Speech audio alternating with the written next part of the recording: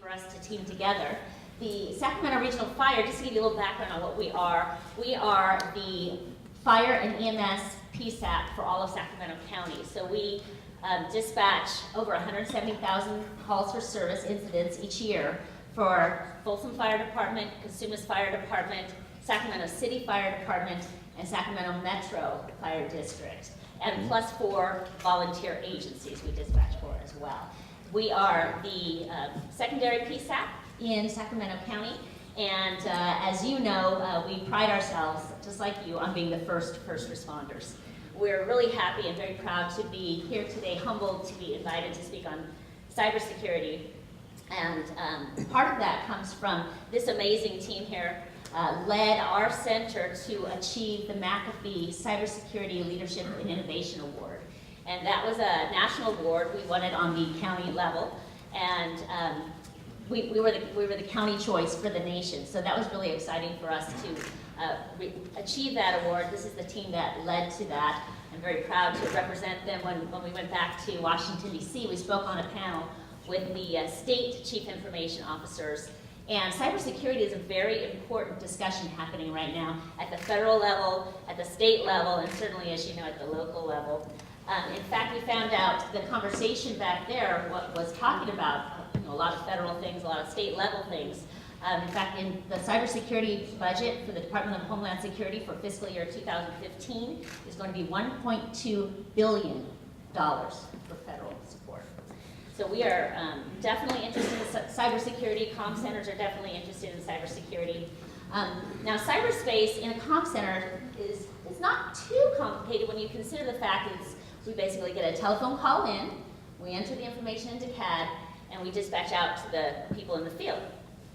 But any vulnerability in that process will disrupt our service and, of course, impact life and property.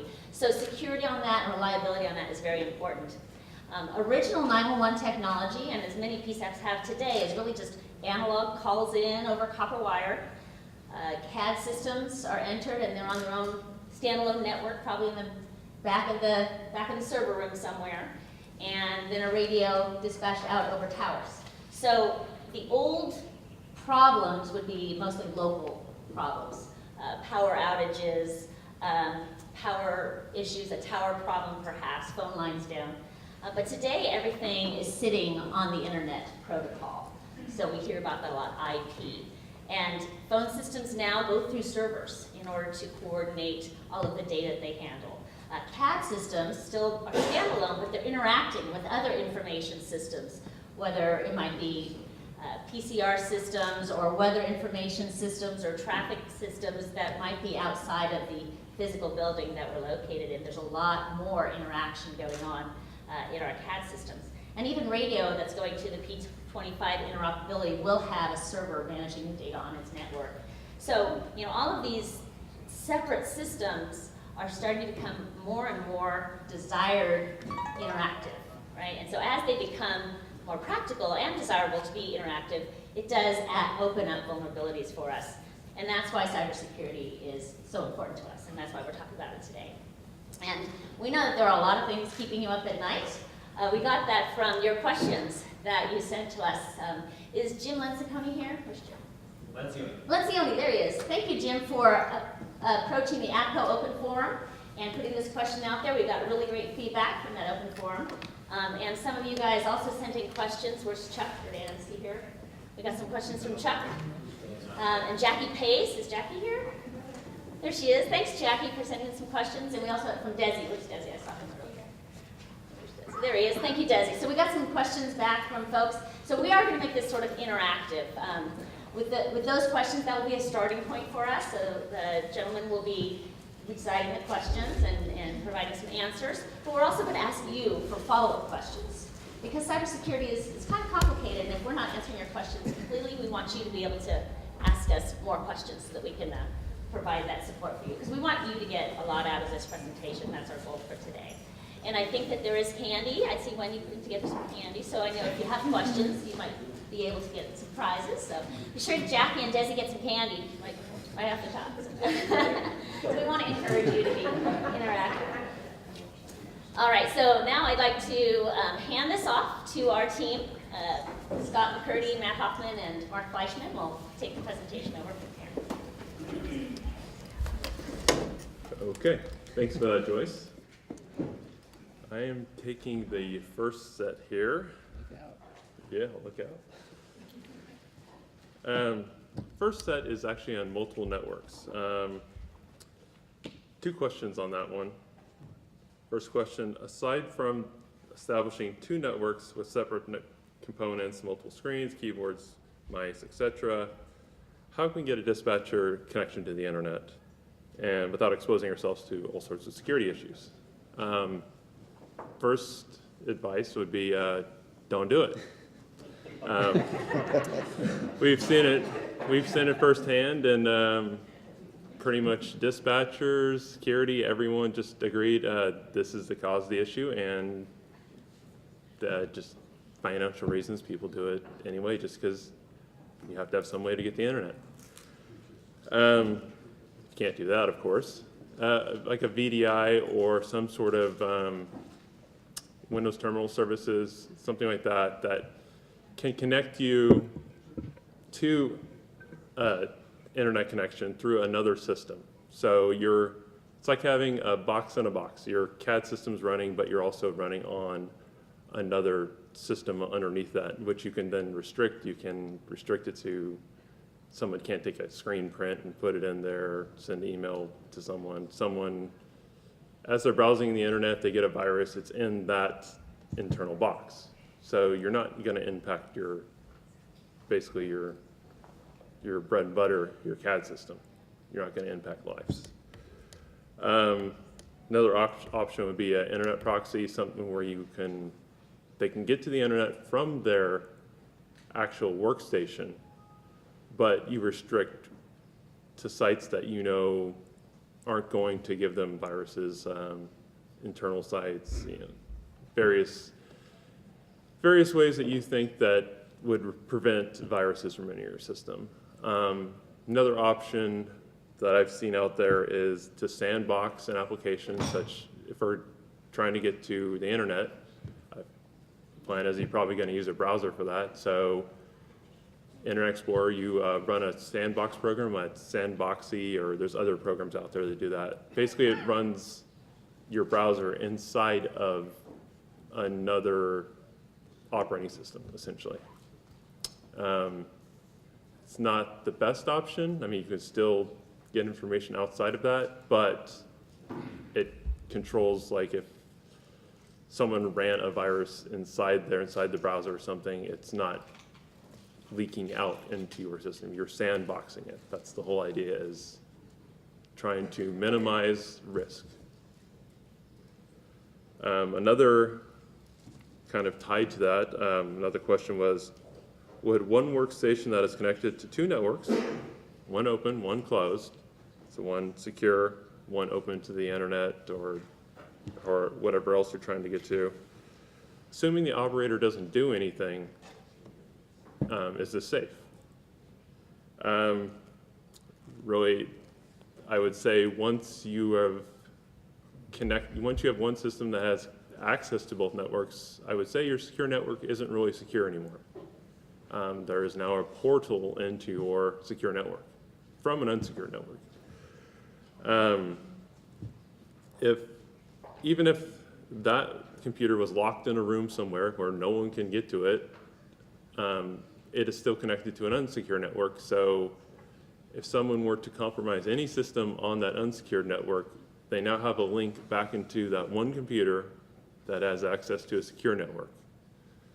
So you're just inviting risk with doing this. It's better than just allowing them to browse it over the same connection as CAD, but it's still not really, it's not recommended, put it that way.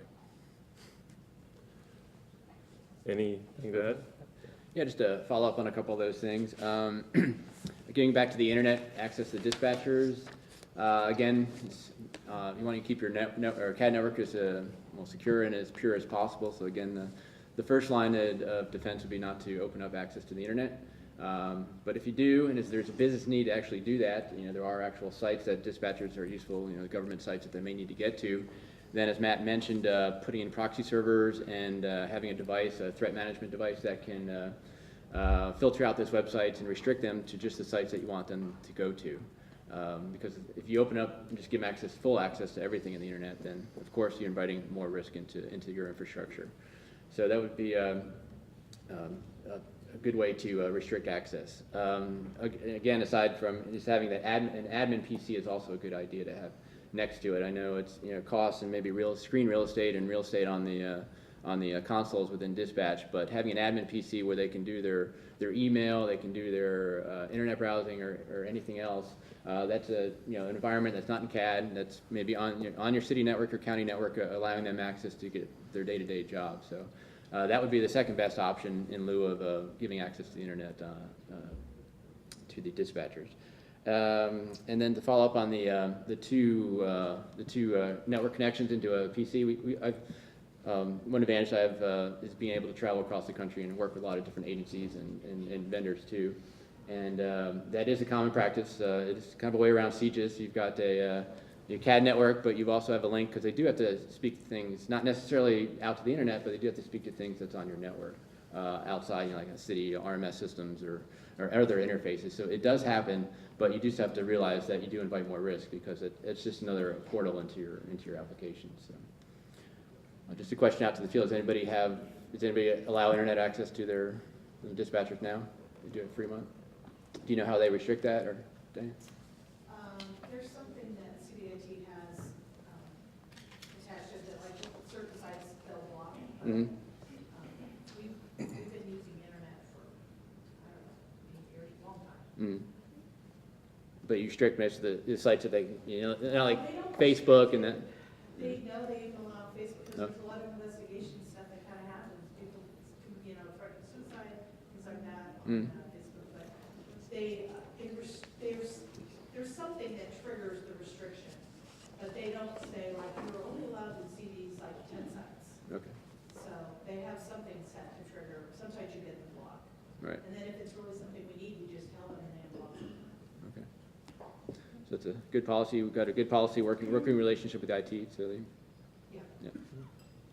Is that a pure environment? Do you have it just a standalone, your wireless environment on its own? Or is it living with something else? I don't think they're really doing anything different for our center as they're doing for the entire city. I have a feeling it's all the same. Same thing.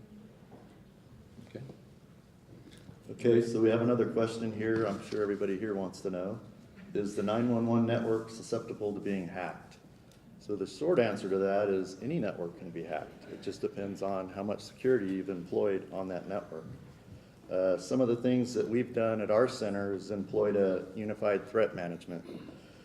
This includes IPS, firewall, anti-spam, antivirus defense, anti-bot, and web filtering, all in one device. It's easier to manage. The ultimate goal is to provide a comprehensive set of security features in a single product managed through a single console. Some of the other options that you can employ are an IPS firewall. Typically, intrusion protection systems are appliances that monitor network and system activities for malicious activity. The main functions of intrusion protection systems are to identify malicious activity, log information, attempt to block or stop it, and also report it. And lastly, you can also employ a firewall AVD on your server or on your workstations. The AVD firewall application can be managed or unmanaged, so your server can push out your updates and patches, and then your unmanaged would update via the cloud, and that would be individually administered on your device, your server or your workstation. Is anyone in the room actually using clouding data warehousing for their backup systems yet? No? GDR? Anyone else in public safety? Sort of the new trend, we've got a lot of people knocking on our door these days talking about the data warehouse concept of clouded technology and it being housed, not in our traditional manners. And a lot of conversation going that direction, and it seems to be obviously a good trend. The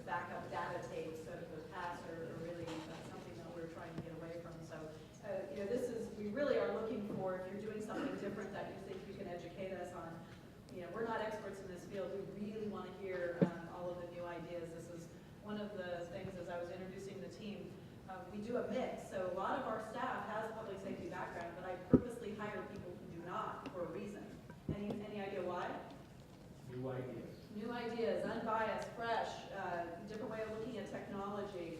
Sometimes we get into those silos and we have a hard time getting out of them. So if you do have additional comments or ideas or different ways that you have done business, we really are interested in hearing that as well. So I know the clouds and backup networks and throwing our information out to these innocuous businesses are risky, and I was just wondering if anybody had started going in that direction. TriTech has a standard offering where we back up into the cloud. Into the cloud. It's a subscription service. We found that people kept asking us, so we went ahead and did it. Haven't had any problems yet. Yeah. In public safety, that's not unusual for us to have some of our vendor communities offering that solution, but what we're seeing now is this trend of, Joe, Bob, and Son down the 50 corridor offering these data warehouse solutions. And, obviously staying within public safety, I think there's a significant level of security because you understand the risk. But I know big banks and what have you are using data warehouse in other countries, quite frankly. So it's just an interesting trend, and wondering if anybody had started going in that direction. So we actually built our own cloud, and we did the same thing. I brought a security guy, basically does server stuff for large hedge funds, and so it's got to be completely fail-safe. Their issue is not public safety, but it's it's billions of dollars at stake, and so we built our own cloud and then replicate that throughout the day, right? Well, with our disaster recovery centers, It's a 5-9 facility, right? 5 nines, and it's fluid, right? So Right. just because I have a building that's called a disaster recovery, you're assuming I can get there. You're assuming that it's not part of the ethyl-methyl, oh my God, cloud that it's consuming us. So with the clouded solutions, whether it's on a 911 infrastructure or the data of CAD, you can really just make a sort of a makeshift, grab a few laptops and a few portables. It's not that easy. I'm not trying to oversimplify it all. But with those clouded solutions, your data follows you where you're going. Where historically, I'm looking at a friend of mine I've known in the business for quite some time, Lynn. We were really tethered and without these solutions, and they're very scary to move everything. So now it's getting easier conceptually. We still have to deal with the evacuation of a comm center, makes everybody very nervous. But we're going to start doing those controlled evacuations in our center and using our DR sites. But these solutions are just interesting options out there, and we're very forward thinking in that context. So didn't want to steal your show, but I did have a question or two. So thank you very much. I appreciate your comments. And one thing I wanted to add to the 911 getting hacked,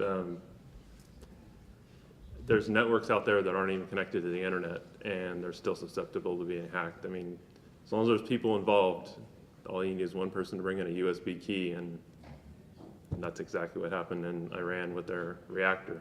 I mean, it was totally isolated from the internet. Someone had a nice little video game they had and a USB key and thought they wanted to play it on the PC there, so. Developed by some Israeli dudes. That's right. Yeah, and potentially us, but a little help. And Target too.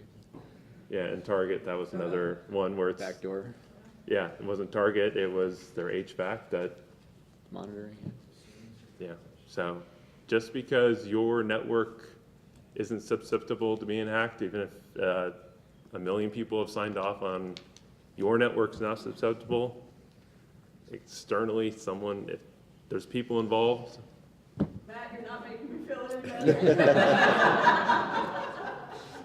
Well, we were talking about autonomous driving cars, maybe, the people eventually. No. Next question actually is threat authenticators. Are there threat identifiers that we can use to teach our users to more easily identify threats on websites and email? I really have 3 parts to that. You can teach them, but threats are always changing.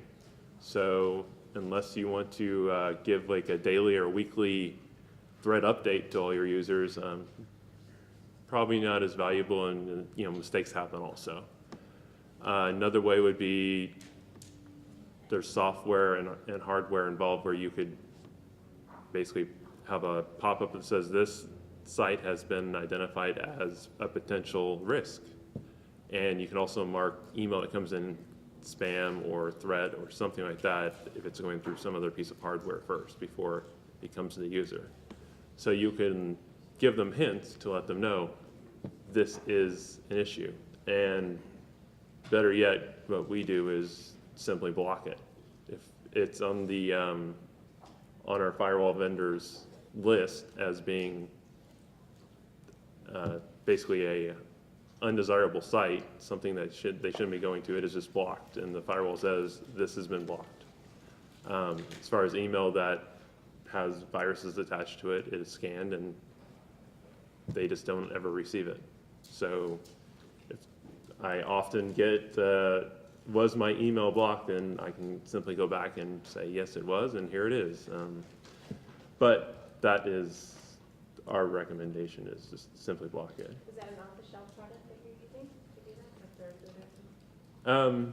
There's many, we're actually using McAfee as like a SaaS solution, so it's coming into them first, and main reason for that is just then I figure it saves bandwidth. It's not coming to us, they're blocking it, and then we only get the good stuff.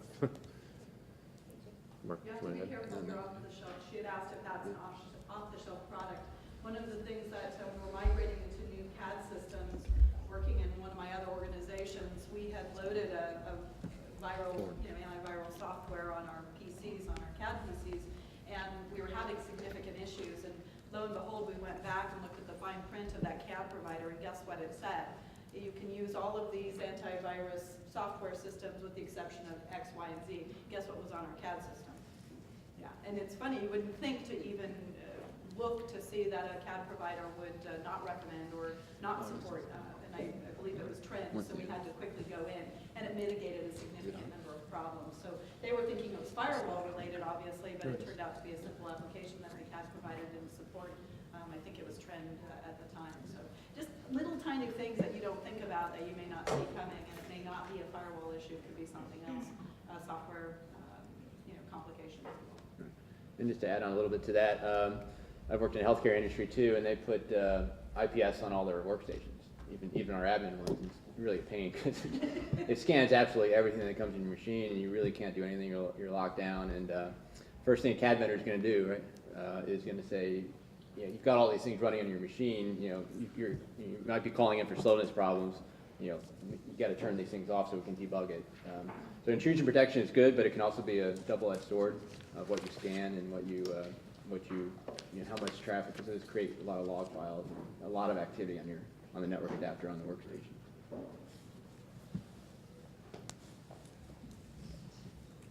We have another question here regarding virtualized systems. Question is, I'd be interested in finding out what types of networks are most vulnerable to attacks. Again, any network is vulnerable to attack, whether it's physical or virtual. So the best thing to do is to have your security at the virtual layer, and we incorporate that at our center. It's one of the things that we've implemented recently, in addition to our unified threat management that's in front of that. So for the best virtual network strategy, you want to use security applications that are designed specifically for your virtual infrastructure and integrate them directly into the virtual networking layer. So this would include network intrusion detection and prevention systems, monitoring and reporting systems, as well as virtual firewalls that are designed to secure your virtual switches and isolate your VMs. Again, just to add on to that, there's a lot you can do with virtualization now. I've been more experienced with the VMware, but with the virtual networking technology, you can actually have machines talk to each other virtually without even going out to the physical wire. So that's kind of one of the advantages of doing a virtual technology, because you can install VPNs and firewalls and create DMZs all within virtual switches without actually creating them in the physical world. So that's just an added layer, because they don't even have to go out, like I said, to the wire, so that prevents a lot more access. Make sure you specify VMware there. VMware? Well, because Hyper-V works Well, I know, different I know. and Give them a moment. Type 2. Hyper-V. Yes, I said VMware, right? Other technologies. So. Yeah. Next question is on infected systems. What should the user do if they feel their system is infected? Shut it down immediately, never shut down the system, etc. Quick answer would just be unplug all the network connections. Sometimes if it's just people out there that don't actually know where the network connections are or something, that would be just unplug it, of course. But if someone get there quickly and just unplug the network connections, that's best, only because if you want to do any sort of computer forensics to see what might have been stolen, a lot of that still lies in memory. If you turn it off, the memory's gone. So that's one, if you actually think the system has enough valuable information where computer forensics and you have personnel to actually do computer forensics on site. Then after that, I would say power it off and just either boot to a Linux antivirus boot disk, or take out the hard drive and plug it into a secure system and scan it. Call IT. And Mark says call IT. You shut down the port. Right. Yeah, that was our other discussion, was if you couldn't get to the network, you can always shut down the port from the switch side. But yeah. Anything? No, I guess in your agencies too, I know some of them, you can really lock down your consoles too, where you have locked drawers where they can't even get in to power things on, or put even USBs or CDs in there. Does anybody lock down their actual workstations that much, or do they have access to? Okay. Some of the console equipment, you can really lock it down and not give them access to even the physical part of it. One of the issues we had at one point to that specific issue, and I don't know if any of your agencies or any of your constituents, people from home bringing thumb drives in. I see a lot of heads nodding. Very hard to control, and with the computer sitting there out on the floor exposed, there no harm, no malicious intent, right? But wanting to load something, or they're taking documents that they've worked on at work and putting them on a thumb drive because they're great and they want to go home and work on them at home. That really became a hot topic for us at my last organization because the towers were sitting right there and they had full access to them. And it's not a trust issue at all. It's really just a protection issue. So one of those, that became a very hot topic very quickly with the thumb drives. And so we just issued them to them. IT sort of maintained and checked the viruses and the purity of that because I didn't want to inhibit their ability to do their work and in any way, shape, or form. And so that did come into play. And our new infrastructure with our new floor redesign, everything is behind cabinets and locks. So we have a different way of getting that information offloaded. Just a thought. But just another thing on that, does anybody have an internet usage policy? That's if you open the thing to the internet, it's you've seen a standard policy. It's like, I hereby do not go to malicious sites, but it's just another added your risk management factor for you to put in and say, okay, you sign this document, you're not going to put USBs or bring things from home, so you kind of have to have those policies and procedures in place, because you can't really go back and say you're doing something wrong because you didn't tell them, So it's kind of good to have a good internet usage policy. Yes? Question? Yes, on those UPSs you issue, are they encrypted so that any information like, oh, they took it from the site, but, and they're authorized to write whatever report at home, but if they were to, lose it, there would be some sensitive information. So did the UPS thumb drives that you issue, were those encrypted so that any data on there couldn't be taken by someone found it in the coffee shop or wherever?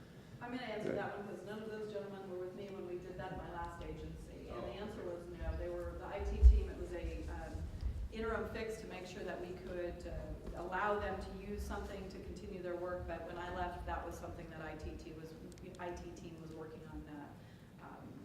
I would say putting the bow on the box, as we say at work. So we found an interim solution. But these three gentlemen weren't with me at my last organization. Well, I was just going to say, I've worked for organizations where absolutely you plug in the USB device and it says, do you want to read only? Or if you want to write, you need to encrypt this. You must encrypt it. And I think that was actually a Semantic product, and I think it was Endpoint. And they had to encrypt it, and if they took it home, they can read it. Actually, I don't even think they can read it. They had to plug it back into their computer.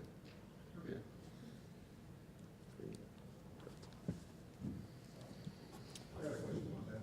So how is that managed? If you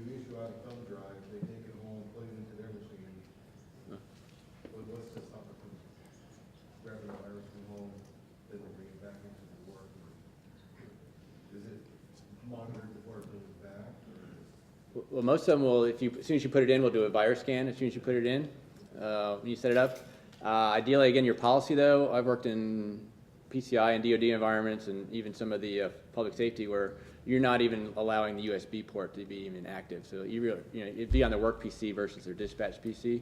So you kind of shut off all those ports. You can't get in the CD-ROM drive, can't get in the USB drive. But if you do allow it, as soon as you plug it in, usually there's a virus scan. I think you're set to do that. There's a virus scan as soon as you plug it in, it scans those files. And it's all about what risks you want to allow in your agency. Right. Because you got to make sure they're not taking home sensitive information too. So, I mean. But don't forget your laptops come into play. Right. I mean, we're talking about the standalone, but we have several laptops that we assign out to our CTOs, the trainers, and so these things are movable. So you've got a lot of risk that we've got to mitigate, but it does when they put that in, put the USB in there and do that scan. But don't just forget, it's not just the hard consoles. You've got a lot of transitory technologies that are around the organization. And to your point, keeping good records so you know something is, who has it, when they have it, what they do with it. And we put CAD on a lot of these as well in case we need to, exit stage left very quickly. So we really have to make sure that we're attentive to all of those risks and we don't compromise any of that data. Those are really good questions, but don't forget it's beyond the console sometimes. Yes, sir. What was your first name? When you say your question, give us your name because we're throwing your name in the hat. I did write it. I'm Bill Rupp with CSI. Okay. Lawrence Livermore's solution to USB, you take a tongue depressor, dip it in epoxy, and push it in the hole and cut it off. Okay. There you go. Real world answer there. I mean, just talking about USB though, the next thing I'm thinking about is any like Dropbox or SugarSync. If you allow that, it's the same thing as USB. There's dumping it off somebody else, and if they were at their home computer, then they dump on a virus, and that gets copied right back on over. So. No one's going to sleep tonight. Okay, so moving on here, we have another common question, and I'm not sure who asked this one regarding passwords. Changing passwords every 30 to 60 days is a pain, not to mention a headache to try to remember. Why do we have to change our passwords so often? So whoever this person was, congratulations, your IT department 30 to 60 days is better than the best practice by CGIS, who is, their requirement is actually 90 days. Ours is 60 days, and for some of our dispatchers that come in 3 on, 3 off, we don't want them to come in with an expired password, so we have a script running that'll email the users and let them know when their passwords are going to expire, so that it's like 14 days out, so if they're on a vacation or something, they don't come back and their password is expired. The technical reason for doing that is you don't want to have a person compromise your password and then have that password indefinitely to do whatever they want to do on your network. So the less time that they have it, the less damage they can do.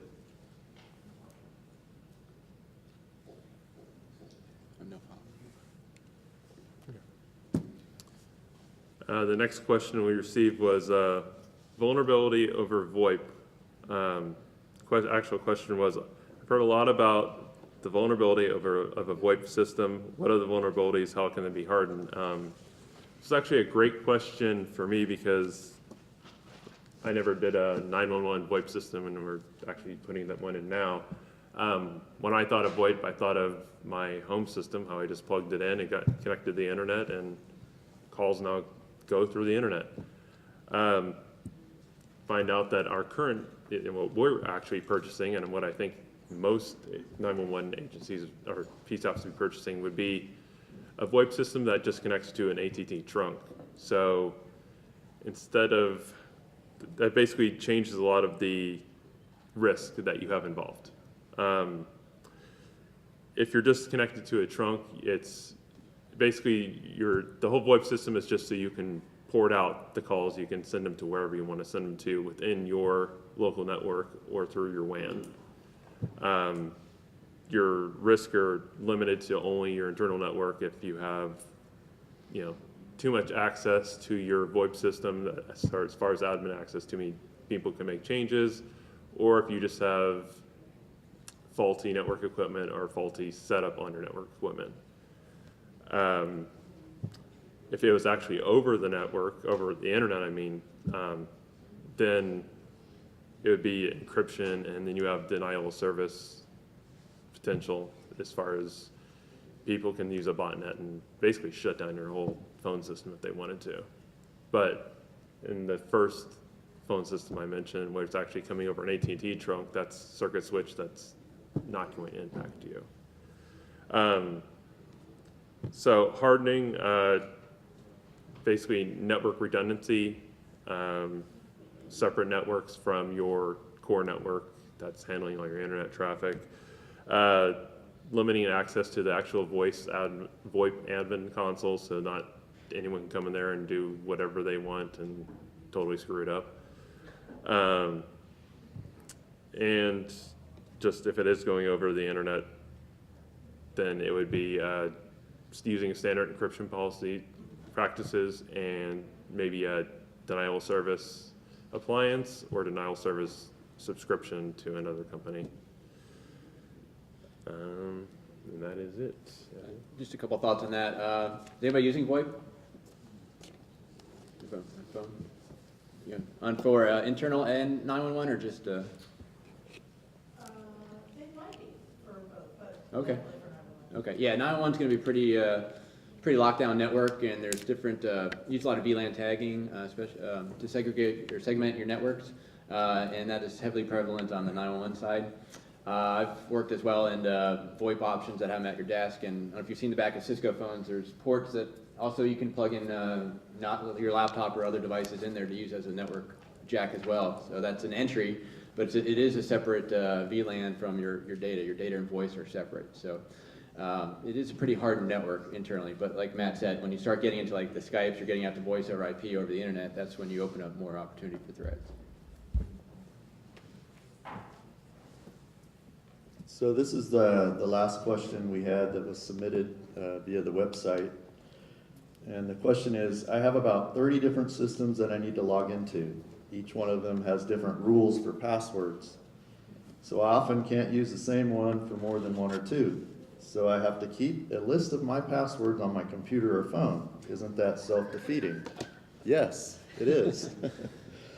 Unless your password's kept in an encrypted file, of course. So one of the things that we've done to handle this issue is password management software. And we currently use KeePass, which is free, and it's a server-based. It can be also workstation-based or even mobile. There's 3 different kinds that you can find out there for password managers. And there's desktop, as I mentioned. There's online password management services. And there's also password services for your smartphone or Android, iPhone, that kind of thing. Most of these can range from free or paid. And you guys can go out and do a search on password management software, and it'll bring up all kinds of options for you. So that's what I'd recommend to go out and do. And some of the good ones are free, so try those and see how those work for you. And sorry, Scott, that wasn't the last question. Oh, okay. The last question was actually two-factor authentication. I'm hearing about double authentication for DoD applications. What is it and what benefits does it have? Just explanation of two-factor authentication. The first factor would be your password, so something you know. The second factor would be something you have, such as an RSA key or a smart card or proxy card, something like that, that gives it another level of this must be you. Also something you are, a fingerprint scan or an iris scan, something like that. Or there's, going beyond that, a geolocation such as I'm signing in, picks up a GPS signal, and I'm signing in from Saudi Arabia. Well, we know you're not in Saudi Arabia, so this probably isn't you. That's another interesting one that's coming into play.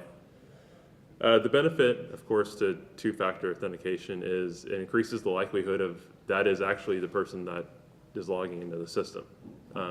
It's not just someone that has your password. They have to have, again, something you have, or something you are, or someplace you're located, geolocation. Yeah, has anybody implemented 2FA yet? Thinking about it, everybody's been thinking about it, or waiting for it to go away. A couple of things when I go around to agencies, ask that question, they ask me the question, how do I implement it? And some of the things I would just point to is, what do you have internally already in your agencies?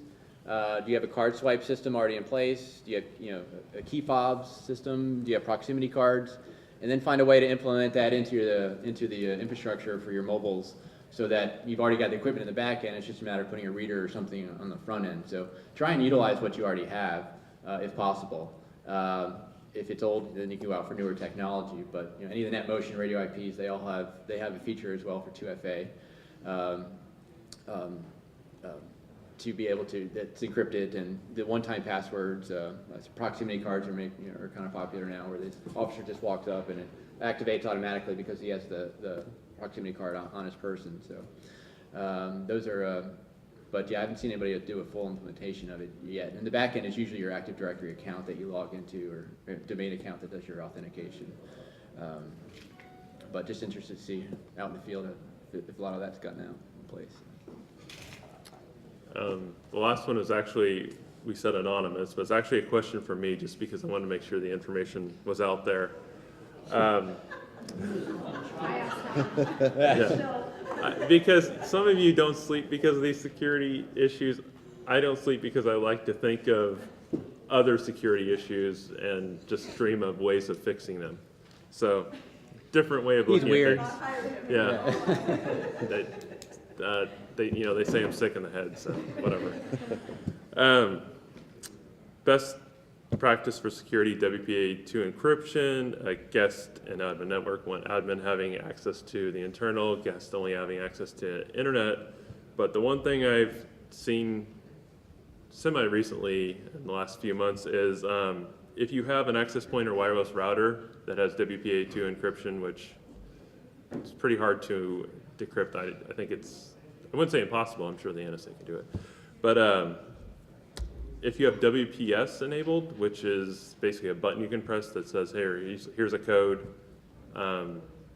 If that's enabled, or in some cases even disabled, someone can use that as a vulnerability to now break your WPA encryption, your WPA or WPA2 encryption key. There's several readily available options out there you can just download and drive by, and if you have that enabled, or in some cases not enabled, depending on the vendor, they can actually break your WPA2 encryption key and use it, and you would never know. Excuse me, do they still have to have access to be able to push that button? Depends on the vendor, from what I've seen. Like I said, even if it's turned off, I've seen, the latest I've seen was Cisco Valet, the one, it's more on consumer grade than I think business grade. What I'm asking is, do they need physical access? To push the button, no. It's broadcast. You go out, basically you say, I want to use it. It will then challenge you, and then from there you can start breaking down through brute force encryption, or depending how your password set up a rainbow table. But isn't the key sent in the clear on power up of the router? The WPA2? Yeah. Isn't it sent in the clear when it's powered up? I've never heard of it being sent in the clear. Is it a WEP? Like what? No, I thought it was a WPA. On the initial power up of the router, it sent it in the clear, and then after that, it was encrypted. No, because, well, WPA changes every certain amount of packets, so I don't know if, I don't think the key would actually be ever sent in the clear. Okay. I mean, there's several parts of WPA, and I don't want to go into it all, but of how it works, but the key is always changing, how it re-authenticates. Basically, that password you're using is only to start the encryption process. The password itself is, it kind of works like your VPN works. Then you're just giving it another key. The key keeps changing. The internal key keeps changing. It's not like you're using that password as your encryption key. It's not an encryption key, it's your password, passphrase, whatever. The vulnerability comes in with WPS. So it's a separate thing. Just look into it. Just throwing it out there. Is anybody using wireless or guest wireless in their environments? Yeah. That's another access. Does anybody allow dispatchers or whatever to use their personal devices like iPads and razors? I mean, that's another way to give access to the internet to them without using your personal equipment. Yeah.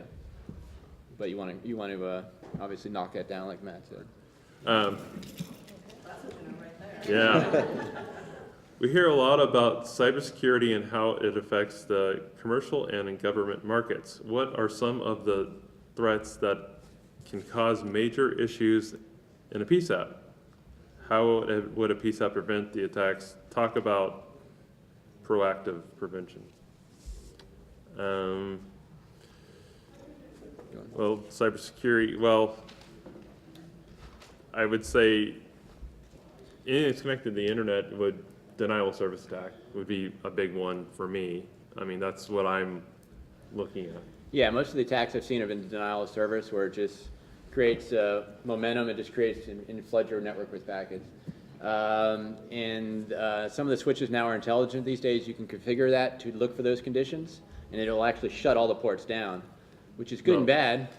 Yeah, like such as our vendor offers an actual denial of service protection appliance, and what it does is it basically sees every packet come in and says, this doesn't look like it belongs, I'm just dropping it. And that's how they prevent the denial of service. It's coming all through, we're just gonna start dropping everything that doesn't look legit. And that's another option is subscription, so it doesn't even make it to you. Someone else basically has the same appliance running on their end. They'll just start dropping everything that doesn't look like it belongs. You just got to be careful when you use those things, because it's going to shut ports down, and you're going to shut off your access to CAD if you have it running under dispatch. So you just kind of have to play with it and make sure you use it and monitor it properly, because you don't want to create any shutdowns of your CAD systems, especially in the middle of a call. So proactive would be an appliance or subscription, basically for denial of service. Here, well, Scott do the next one. Scott loves it. Thank you. So the question is, what risks do we run when we allow people to VPN from their personal laptops? Well, once they establish a connection via their VPN, they now, whatever's on their personal laptop, whether it be a virus or a Trojan, can now be transferred into your network. So we typically don't allow personal phones or laptops to be on our admin network, and that's how we prevent that kind of attack, I guess you would call it. Don't forget about us vendors too. We're out there. I've had to sign so many forms, and I just went through one that was about 12 pages of forms just to allow me access to the system. But you have to remember that's a vulnerability too, like we talked about Target. A vendor coming in through a back door, can compromise your system. So you do want to make sure not just your personnel with the laptops, brings laptops, make sure you control your asset inventory too, so you know where all your mobile devices are, where all your laptops are. But your vendors, you have to keep an eye on those shady characters too. I mean, this kind of goes back to one of the questions we had earlier, which was, if I had two networks, one's secure, one's insecure, would we be safe? And this is another network. I mean, this just goes, again, to that you're only secure as your least secure site. So if you allow a personal laptop in, that's your security level at that point. So again, depends what risk you want to take in. We'll have one more question, then we'll finish up. I want you guys to pick a good one. Here, we just need to shuffle through them and here, pick one more. Here. Well, here, you read Oh. it. Yeah. Users recharging their cell phones from the terminals. Yeah, we actually we had this conversation on the drive. And what was your answer? Since you weren't there, we actually, our new stations have 8 USB ports, and we basically said we are going to designate a few of these ports that just have AC adapters on the other end, that just, these ports say phone only, that way you're not plugging it into a computer, you're just plugging in for charging. And that's exactly what the user wants, is they want to charge their phone. We don't want them to charge it on the computer, because then of course it pops up saying, hey, we have access to all the files and we can download your viruses off your phone or whatever you have on your phone. So basically ports for charging and ports for, What about USB on the monitors? yeah, well, we have some more things, more Yeah. thoughts to go down that Don't road. forget, there's no malicious intent by our No. end users, and you really want to make sure that you can deny access all you want. But if the reality is these people are going to be looking for outlets, I don't want them going under and pulling a plug and plugging something in. Again, no malicious intent, they just need to charge their phone or their device, forgetting to plug something back in. For over 30 years, we've seen this, no malicious intent, they forgot, and they do want these. I mean, we want our devices. I'm extremely impressed, and I'll just say, typically we go to these things, and a good portion of the crowd has got, where's your head? In our iPads, in our devices. We live and breathe these things. So to suggest to staff perhaps that, we don't want you plugging them in or charge them in another room or something is innocuous. So we did have to try to find a solution that meets the end needs of our users, that keeps our protection, and ease of use, so they're not scrambling around looking for plugs. And this was a topic as we're redesigning our floor, that how do we meet their needs and meet the security needs, because the reality is they're going to want to plug something in. So that's what we came up. It was our starter idea on the way up, and we really liked it. So it'll be just isolated for them and easy right in front of them. I'm sure there's more to follow on that discussion. But don't forget, you can always deny, but try to put yourself in that person's shoes and think of what their needs are and meet their needs if possible. So I'm confused a little. What was your solution? Or are you still looking for one? Solution was just to have designated ports. So we have a group of USB ports, and we'll just label these are the ports to charge your phone. Okay, these ports go to nowhere then? Or? They go to an AC adapter that's a split. Okay, so you're just using a USB, powered USB Yeah, hub. right. Basically, you can buy at Fry's. Right, exactly. Okay, We're just- that's what I want. yeah. Yeah, the consoles actually have them built into them, and how we use them is up to us, so we're just going to isolate the two. Now, we've done that as well, and we took it the next step and plugged that particular outlet into UPS power. That power can be on the house power. Okay, yeah. Can you say that one more time just for my I So couldn't hear you. we did the same thing, Uh-huh. and we put multiple ports, and got your standard AC ports and Right. USBs. And we didn't take that power from UPS, that power's coming from straight house. Straight, okay. Makes total sense. Yeah. We have a couple more minutes. The food's not here, so if we want to take a couple more Okay. questions. Oh, sure, great. Desi's just trying to get. Which one's yours?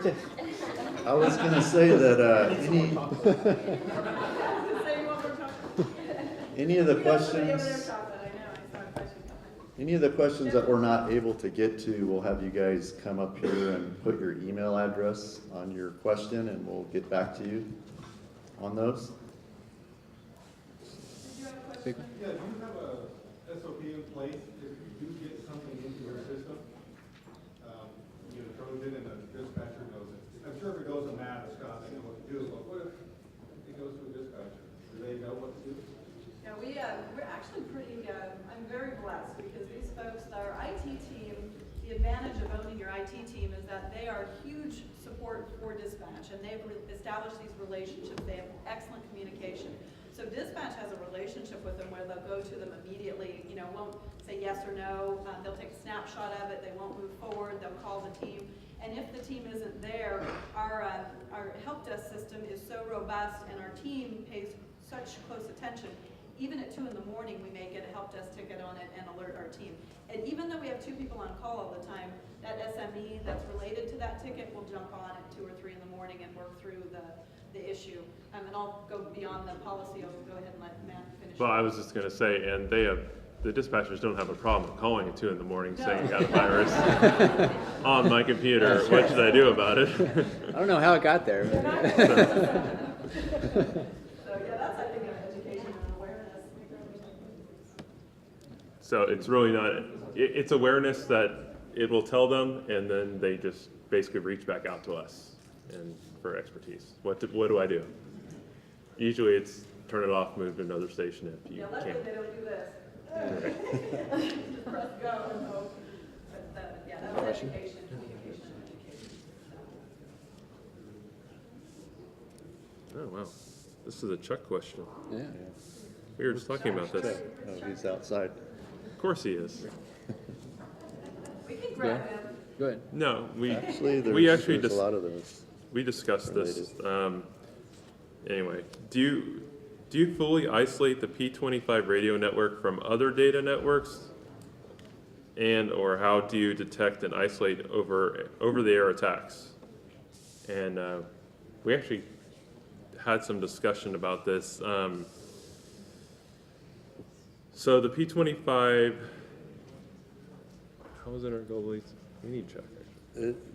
Typically, our radio network and our It's phone network are actually isolated. We don't have access to that. And I think that's typical of most 911 agencies. But I'm not sure how you would protect or isolate air attacks, and maybe that's something Chuck can elaborate on. Yeah, we actually had a long discussion about this, about someone could come between the 2 microwaves and could take over that. Intercept the airway? There's always possibilities that they can intercept that signal and essentially, if it's unencrypted, spoof it, or there's lots of options. But yes, they are isolated. There is some interconnect, but we do some firewall. There's a CAD piece that talks to CAD, but that's about Right. it. It's isolated, but not as isolated as we'd like, I guess you'd say. Well, yeah, the air. We'll have to. Yeah. Chuck will have more on that. Maybe he can write that up. But Okay. Yeah, we'll add more get to more this. info on that one.